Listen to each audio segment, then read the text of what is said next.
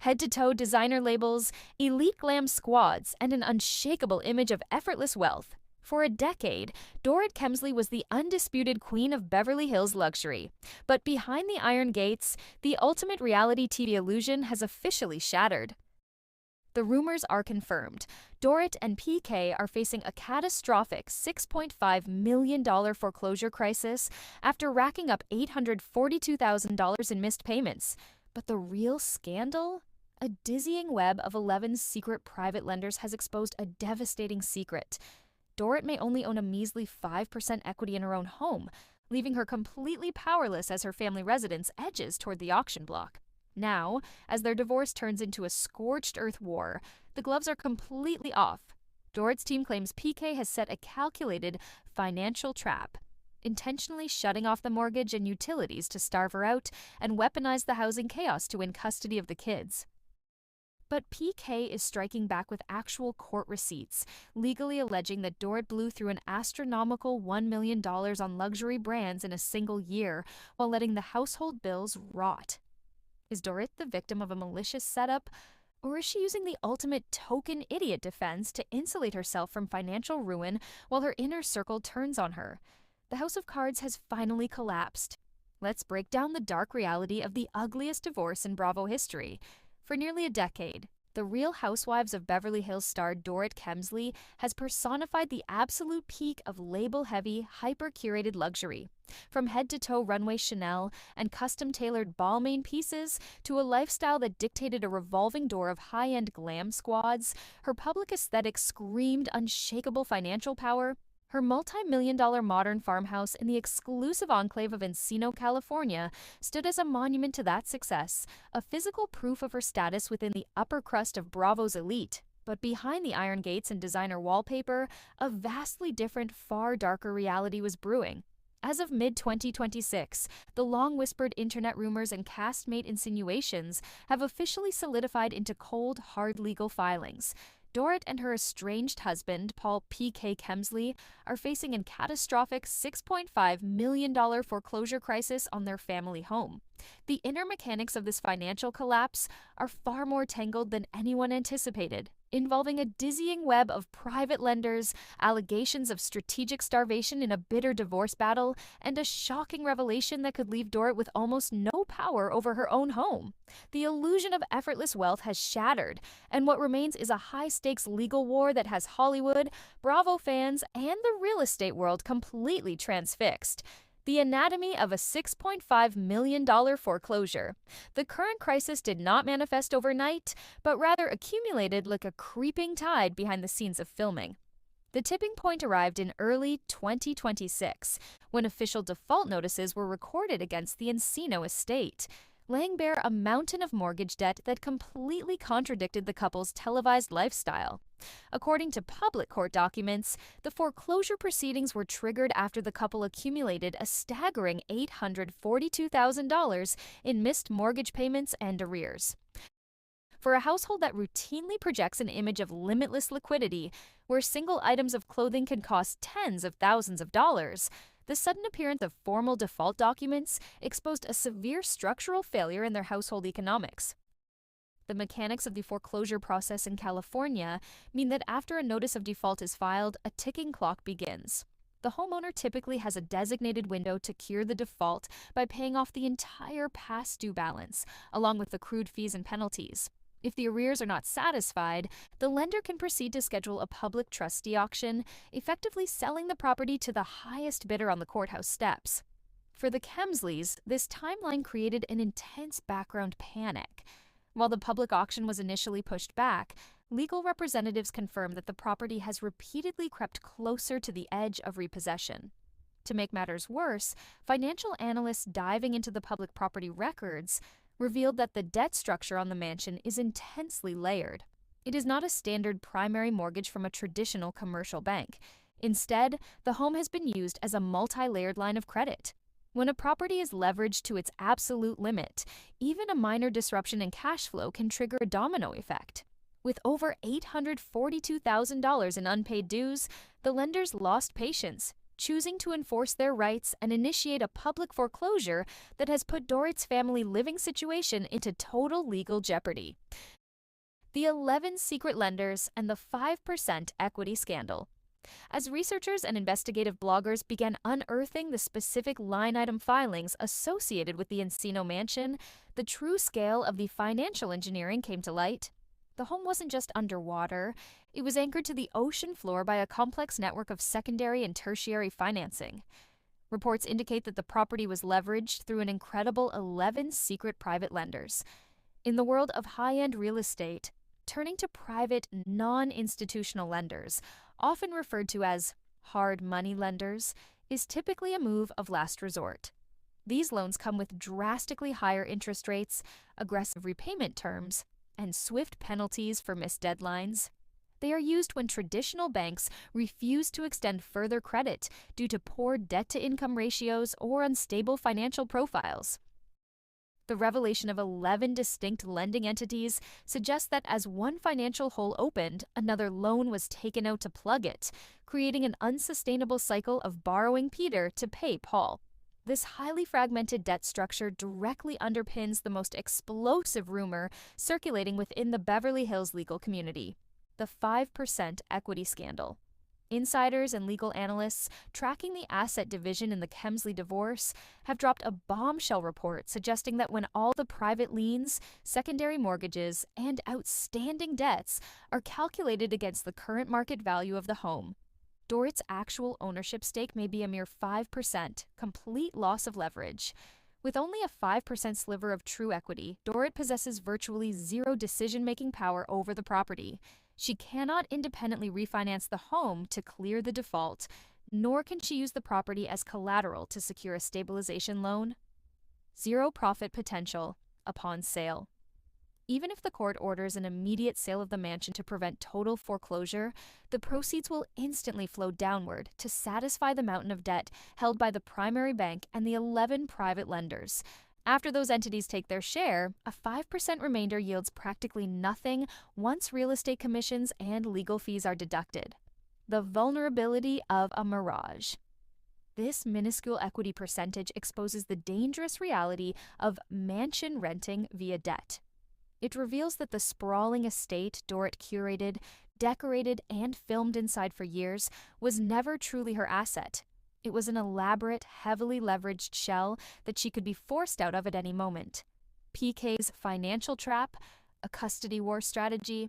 As Dorit and PK navigate an increasingly toxic and public divorce, the precise timing of this mortgage collapse has triggered a wave of dark theories. The central question lingering over the court filings is simple. How does an international businessman like PK, who has spent decades navigating high-stakes corporate deals, simply allow his family's primary residence to slip into active foreclosure? Dorit's legal camp has provided a chilling answer. In official communications obtained by media outlets, Dorit's lawyers have openly accused PK of executing a deliberate, calculated financial trap. The core of the allegation is that PK intentionally halted his required mortgage contributions as a tactical weapon in their custody dispute over their two children, Jagger and Phoenix. Under their initial separation terms, PK was reportedly designated as the party responsible for handling the property's primary carry costs, ensuring that the household remained stable while Dorit maintained exclusive physical occupancy with the kids. By abruptly cutting off those funds without warning, Dorit's legal team argues that PK engineered a crisis of dependency. The tactical theory circulating among family law experts paints a picture of deliberate marital starvation, creating environmental instability. By allowing the house to slide toward an active public auction, PK creates an environment of extreme instability around Dorit. If the home is seized or auctioned off, Dorit is effectively displaced, stripped of the grand primary residence that the children have known for years, damaging the custody profile. In high-profile custody battles, judges look closely at each parent's ability to provide a consistent, secure, and stable living environment. If PK can present Dorit to the court as a parent facing imminent homelessness, living in a repossessed property, and buried under third-party liens, it heavily damages her profile as the primary custodial parent. The starve-out play. By choking off the mortgage payments while simultaneously filing court petitions to force an immediate aggressive sale of the home, PK is accused of trying to force Dorit's hand. The goal, according to documents from her legal team, is to place her in a constant state of uncertainty by design, leaving her so financially exhausted and anxious about her housing security that she will concede to his terms regarding asset distribution and custody. PK, for his part, has fiercely pushed back against this narrative, turning the financial blame entirely back onto his estranged wife.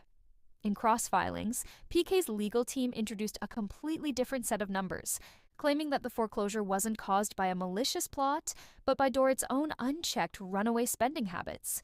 According to PK's filings, Dorit allegedly blew through more than $1 million on luxury brands, personal glam, and high-end travel over a single calendar year, a sum his team calculates to be roughly 80% of her entire available liquid funds. The documents explicitly itemized her retail habits, alleging that between late 2025 and January 2026 alone, she spent approximately $69,000 at Louis Vuitton, $69,000 at Chanel, and $38,000 at Hermes. PK's defense is simple. He claims he could no longer subsidize an extravagant lifestyle where hundreds of thousands of dollars flowed into designer boutiques while the primary household obligations were completely ignored. He argues that he isn't trying to trap her, but rather trying to save what remains of their fractured estate by convincing a judge to let him immediately list the home on the open market before the bank seize it entirely. The token idiot defense clueless or calculating. With both sides firing financial missiles in the media and the courts, public opinion has split sharply regarding Dorit's actual level of culpability. Can an independent, working adult woman in 2026, who earns a substantial salary from a major television contract, runs separate fashion lines, and has witnessed multiple castmates fall into financial and legal ruin, truly be completely oblivious to the impending foreclosure of her own home? This question has led critics to accuse Dorit of adopting what pop culture commentators call the token idiot defense. The token idiot defense, a legal and public relations strategy where a spouse claims absolute, pristine ignorance of all household financial decisions, tax filings, and debt structures, placing 100% of the blame on their partner to insulate themselves from legal liability and public backlash. This defense relies heavily on a specific narrative structure. The blind side account. Dorit has repeatedly maintained that she was completely in the dark regarding the non-payment of the mortgage. In interviews promoting her memoir, Unburdened, she stated clearly that financial management was entirely something that PK was in charge of, and that she only discovered the house was in foreclosure, not too far off from when the world learned about it. The status quo expectation. Dorit argues that she was simply adhering to their post-separation agreement. Because communication had broken down completely, she assumed the financial background noise was being handled as usual. I didn't plan for the mortgage not being paid, and it was never brought to my attention, she asserted, framing herself as a victim of a sudden information blackout. The my money distinction. To combat the accusation that she spent mortgage money on clothes, Dorit has drawn a hard line between her income and the household debt. She argues that her affinity for luxury is paid for entirely through her own television earnings, endorsement deals, and book sales. Do I spend a lot of money on clothes? Expensive clothes? Designer clothes? Yes, it is my choice. It's also my money, she stated on Watch What Happens Live, trying to decouple her personal boutique spending from the macro collapse of the mansion's financing. However, many legal observers find this defense difficult to swallow. Critics point out that the Encino property and its associated loans are heavily tied to Dorit's name and business entities. In California, a co-signer or primary title holder is legally obligated to maintain awareness of the loan's status. Lenders send continuous statements, warnings, and past due alerts directly to the property address. Furthermore, Bravo fans have pointed out the glaring historical irony. Dorit sat on the same couch for years, while the legal downfalls of Erica Jane and Teresa Judice played out in front of the cameras. The excuse of, I just signed what my husband put in front of me, has been thoroughly deconstructed on reality television for over a decade. Whether she was truly blindsided or is simply utilizing her ignorance as a shield to protect her personal assets from creditors remains one of the most hotly debated aspects of the scandal. The inner circle speaks out and castmate warfare. Within the insular, highly competitive ecosystem of the Real Housewives of Beverly Hills, a financial crisis of this magnitude is instantaneous fuel for caste conflict. When the foreclosure details hit the press, any remaining pretense of sisterhood among the caste disintegrated, replaced by sharp public commentary, social media shade, and shifting alliances. The reaction across the Bravo universe has been polarized, with former allies and current castmates moving quickly to secure their own narratives. The reaction of her peers has clearly struck a nerve with Dorit. When Andy Cohen directly questioned her on Watch What Happens Live about whether her castmates' intense concern over her luxury spending was justified given the foreclosure news, Dorit offered a swift, icy no. She has continuously slammed her co-stars for using her personal family crisis as a storyline, insisting that their judgment is entirely unwarranted and hypocritical. Yet, despite her defiance on television, the cracks are visible. Insiders report that behind the scenes of filming, the tension is at an all-time high. The luxury lifestyle that once served as Dorit's primary identity on the show has now become her biggest liability, with production and cast members alike tracking every new designer purchase against the ticking clock of the foreclosure auction. The ultimate outlook for the Kemsley empire. As the summer of 2026 progresses, the fate of Dorit Kemsley's designer empire remains entirely precarious. While last-minute legal filings and temporary financial maneuvers managed to briefly delay the public auction of the Encino estate, the structural damage to her finances and her public image is absolute. The days of presenting a flawless, consequence-free life of endless luxury are gone, replaced by the grim reality of divorce courts, debt restructuring, and public foreclosure trackers. Dorit is currently attempting to pivot, using her book tour for Unburdened to rebrand herself as a resilient, self-made woman stepping out from her husband's financial shadow. She continues to assert that once a final divorce agreement is hammered out and responsibilities are cleanly divided, she will establish complete financial independence. But with 11 private lenders still holding claims, an estranged husband utilizing the home as a leverage point in a bitter custody war, and a mere 5% equity stake left in her primary asset, the road ahead is incredibly steep. The house of cards built on Beverly Hills luxury has officially collapsed, and the coming months will determine whether Dorit can truly rebuild a stable life for her children, or if this financial crisis marks the permanent end of her reality TV royalty status. The paper trail, the real math behind PK's million-dollar wardrobe accusation. While the headlines screaming about Dorit's runaway retail habits have taken over social media, the actual court documents filed in Los Angeles County Superior Court present a far more granular and bitter financial battlefield. To understand the gravity of PK's legal strategy, one has to look directly at the sworn financial disclosures and itemized exhibits submitted by his legal team. PK's ongoing objective in court is clear. He is trying to convince a family law judge to bypass the traditional, slow-moving asset division process and authorize an immediate forced listing of their $6 million Encino home on the open market. To build that justification, PK's attorneys didn't just throw out a round number, they entered exact track dates and boutique ledger receipts into evidence to paint Dorit as a pathologically frivolous spender who represents a direct threat to the family's estate. The breakdown of the $1 million claim. In the specific filings obtained by investigative outlets, PK claims that over a single calendar year, Dorit blew through an astronomical $995,270 strictly on wardrobe-related expenses and luxury travel. The most damaging aspect of the paperwork, however, is a hyper-focused window between October 2025 and January 2026. During this brief 4-month span, the exact period when the home's primary mortgage slipped into active delinquency, PK's filings allege that Dorit spent $287,000 on designer clothing alone. The court exhibits detail a pattern of concentrated spending at the world's most exclusive fashion houses. Chanel and Louis Vuitton. Ledger records filed by PK claim that Dorit dropped roughly $69,000 at Louis Vuitton and an additional $69,000 at Chanel in back-to-back retail runs. Hermes.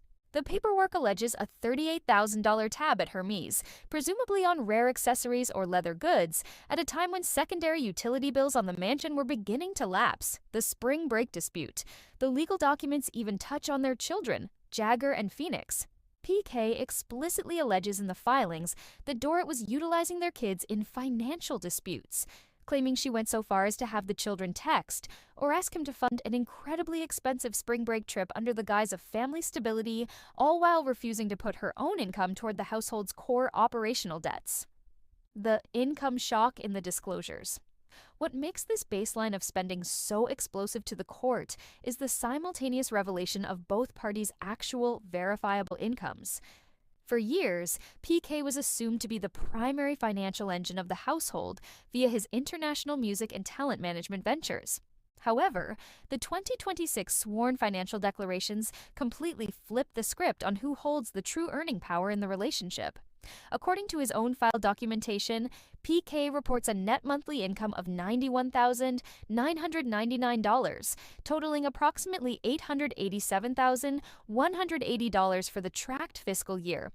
Against that income, he itemized massive personal survival costs, including $16,500 a month for rent on his separate bachelor residence, $3,000 for utilities, and a staggering, widely mocked $6,402 a month strictly on groceries.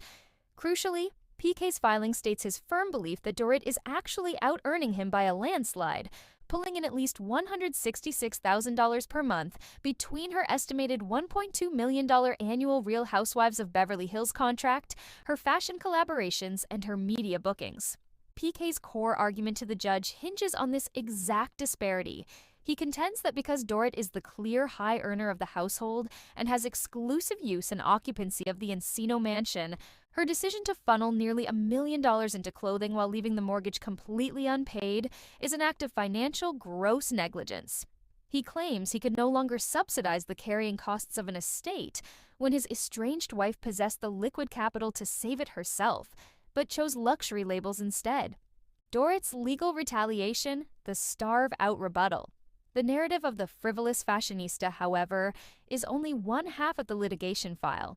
In May 2026, Dorit's legal team filed a scathing counterpetition that aggressively reframes the entire timeline. Far from being a negligent spender, Dorit's lawyers argue that she is the target of a classical, highly toxic starve-out strategy, meant to financially break her before the divorce goes to trial. Dorit's filings present a starkly different, unglamorous reality behind the scenes of the Encino mansion. Her team alleges that PK didn't just stop contributing to the primary mortgage. He deliberately cut off funding for the home's essential utilities, leaving the mansion's gas, electricity, and internet services entirely unpaid for prolonged stretches. According to her lawyers, Dorit was forced to scramble and pay these secondary utility bills out of her pocket simply to prevent her children's home from losing power and connectivity. Furthermore, Dorit's team directly countered the emergency nature of PK's forced sale petition, officially stating to the court that there is no real risk of foreclosure. Her attorneys argue that the asset is stable enough to be handled during standard asset division, and that PK is weaponizing the threat of a banking repossession solely to induce panic. Her team wrote that PK readily admits that he can pay the mortgage. However, he simply does not want to do so because he wants to starve out his spouse to force a sale of the home where his children live. PK's intentional use of financial gamesmanship has placed Dorit and the children in a constant state of uncertainty by design. To settle the property dispute, Dorit's April 15th legal brief noted that she has always been entirely open to placing the Encino house on the market, but only under the condition that the court implements strict, ironclad financial protections for her and the children, including an immediate upfront support payment of $50,000 from PK to secure a stable transitional rental property. The June memoir drop. Unburdened flips the script. The financial war hit a fever pitch on June 2, 2026, when Dorit officially dropped her highly anticipated memoir, Unburdened. Rather than keeping the financial dispute confined to the courtroom, Dorit dedicated portions of her book tour to launching a massive public relations counteroffensive, directly addressing PK's million-dollar wardrobe accusations. During an exclusive sit-down with Extra, Dorit flatly denied the specific math behind PK's wardrobe filings, cautioning the public that when you hear one version or one narrative, there's always another side that will fully manifest as her legal team responds through the proper litigation process. She did not, however, hide from her signature love of high fashion, choosing instead to reframe it as a matter of absolute personal and financial autonomy. Do I love fashion? Yes. Do I spend a lot of money on clothes? Expensive clothes? Designer clothes? Yes. It is my choice. It's also my money. It's my money that I earn, that I work for, not his money. Once PK and I can finish and we have an agreement, then what I choose to spend my money and what he chooses to spend his money, it's our own choice. With both parties locked in a fierce battle of financial disclosure sheets, where a $6,400 monthly grocery bill clashes with a $38,000 Hermes receipt, the Los Angeles family court judge is left to sift through two entirely distinct realities. Whether the court views Dorit as an independent earner being systematically starved of domestic support, or a reality star whose unchecked taste for runway fashion pushed a multi-million-dollar asset to the brink of a public auction, the paper trail has laid bare the ultimate transactional cost of reality TV fame.